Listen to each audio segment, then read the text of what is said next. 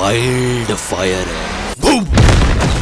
पुष्पा नाम सुन के जिसे उसके विरोधी फ्लॉवर समझ लेते थे वो दरअसल फायर था, लेकिन इस बार ये फायर वाइल्ड फायर बनकर लौटा है।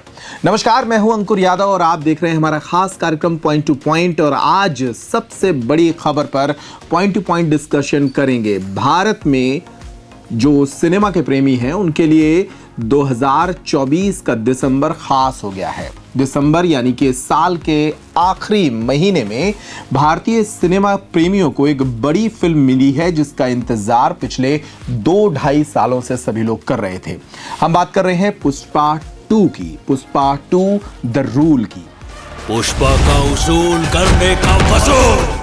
पुष्पा 2 तेलुगु सिनेमा के जाने माने निर्देशक सुकुमार की कहानी और उन्हीं के द्वारा निर्देशित की गई ये फिल्म कमाल कर रही है।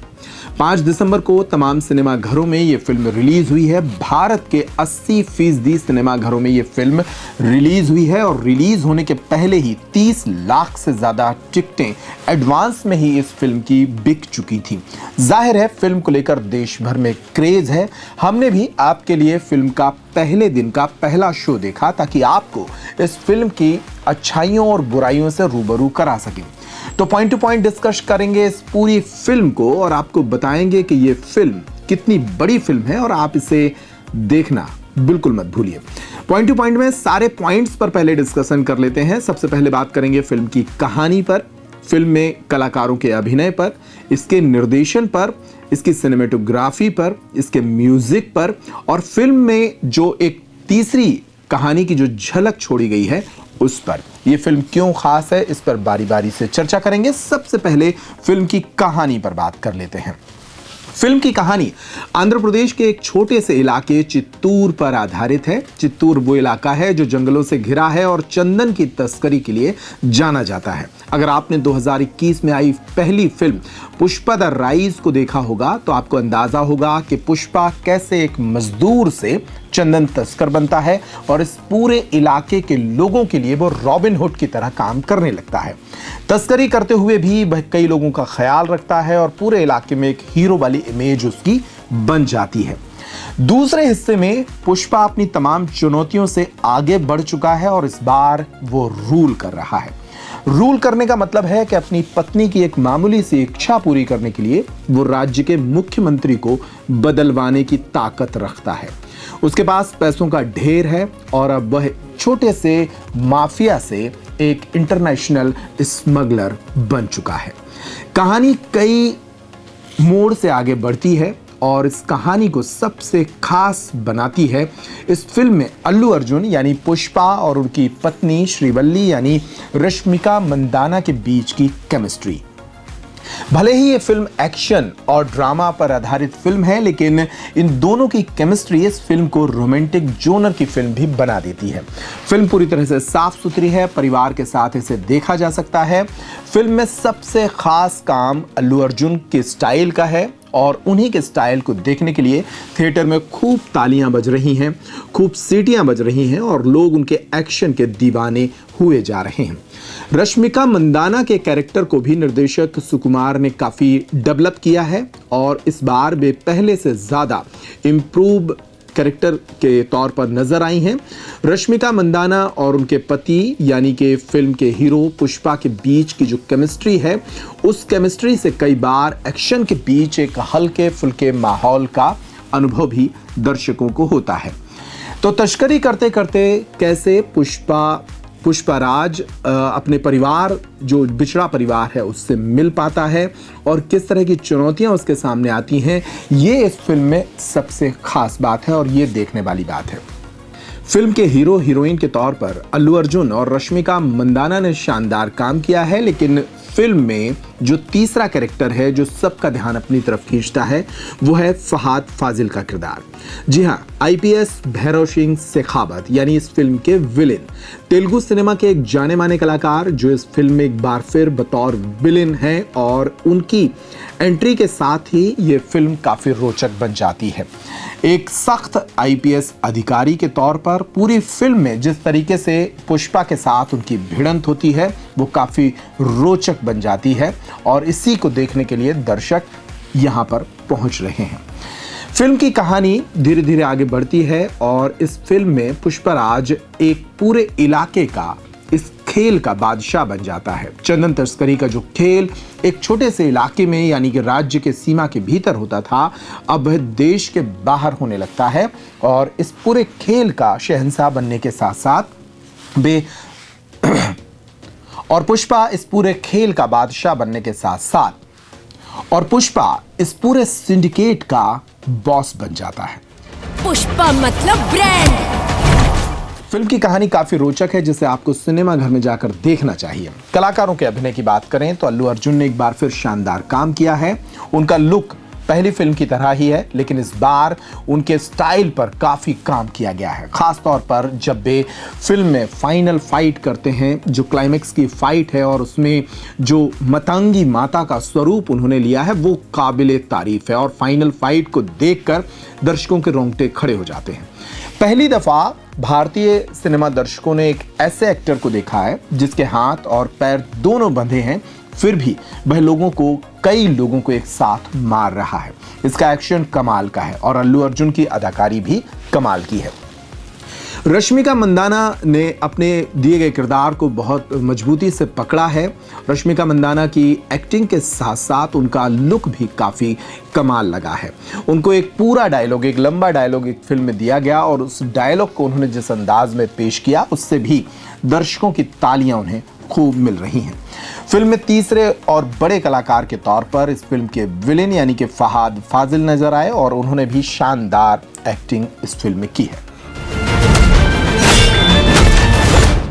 बात करते हैं फिल्म के डायरेक्शन की। फिल्म को लिखा और इसे डायरेक्ट किया है सुकुमार ने। सुकुमार तेलुगु सिनेमा के एक जाने माने पटकथा लेखक और निर्देशक हैं। इसके पहले वे पुष्पा द राइज यानी इसका पहला पार्ट बना चुके हैं और इसके पहले वे भारतीय सिनेमा की नज़र में आए थे अपनी फिल्म आर्या 2 को लेकर। सुकुमार की कहानी खूबसूरत है ही, साथ ही उनका डायरेक्शन भी कमाल का है। उनके डायरेक्शन के साथ जिस तरीके से उनका कैमरा खेलता है वो इस फिल्म को कमाल बना देता है।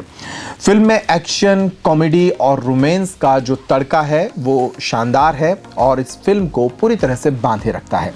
हालांकि फिल्म का जो पेस फर्स्ट हाफ में दिखाई देता है वह पेस थोड़ा स्लो हो जाता है सेकंड हाफ में, लेकिन पहला हाफ तो काफ़ी रोचक और धारदार है। हालांकि सेकंड हाफ में कुछ हिस्सा स्लो होता है, लेकिन फाइनल फाइट के सीन के साथ एक बार फिर दर्शक जुड़ जाते हैं और इस फाइनल फाइट के एक हिस्से में तो दर्शकों के रोंगटे ही खड़े हो जाते हैं। फिल्म की तीसरी सबसे कमाल की चीज़ है इस फिल्म की सिनेमेटोग्राफी। कुबा ब्रुजेक मिरोस्लाव, यही वो नाम है जो इस फिल्म के फिल्मकार हैं जिन्होंने कैमरे के साथ इस फिल्म को खूबसूरत बनाया है। पोलैंड के निवासी कुबा ने और उनकी टीम ने इस फिल्म की कमाल की सिनेमेटोग्राफी की है। लगभग 500 करोड़ के बजट वाली इस फिल्म को जिस बड़े कैनवस पर शूट किया गया है वो इसे कमाल बनाता है। आपको कई दृश्य ऐसे नजर आते हैं जिन्हें देखकर ही फिल्म की भव्यता का अंदाजा लगाया जा सकता है। मामूली से डायलॉग्स के पीछे भी जो दृश्य चलते हैं और उन डायलॉग्स में आने वाले शब्दों पर जिस तरीके से दृश्यों को दिखाया गया है वो कमाल का है। चंदन की तस्करी के लिए सैकड़ों बैलगाड़ियों का उपयोग हो, सैकड़ों ऑटो का उपयोग हो या ट्रकों का उपयोग हो या फिर पानी के जहाजों का उपयोग हो, ये इस फिल्म को एक भव्यता देते हैं। इसके अलावा फिल्म में कई ऐसे दृश्य हैं जो आपको रोमांचित करते हैं, दर्शकों के रोंगटे खड़े कर देते हैं। खासतौर पर एक्शन के दृश्यों में अल्लू अर्जुन जितना कारगर साबित होते हैं उतना ही कारगर इन दृश्यों पर चलने वाला कैमरा है। खासतौर पर कई जगह कैमरे के कारण ही ये दृश्य काफी शानदार नजर आने लगते हैं। तो फिल्म की सिनेमेटोग्राफी इस फिल्म का एक बड़ा मार्किंग पॉइंट है और इस फिल्म को भव्य बनाने में सिनेमेटोग्राफी का बहुत बड़ा योगदान है।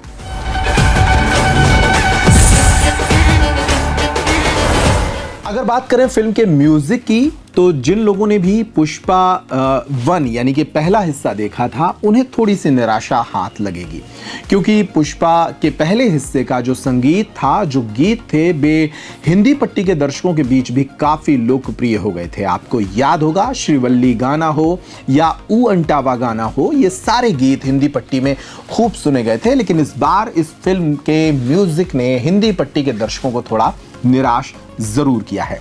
हालांकि फिल्म का एक गीत अंगारों बहुत ही बड़ा हिट होने वाला है और इस फिल्म में रश्मिका मंदाना और अल्लू अर्जुन के बीच जो केमिस्ट्री दिखी है वो बहुत ही शानदार है।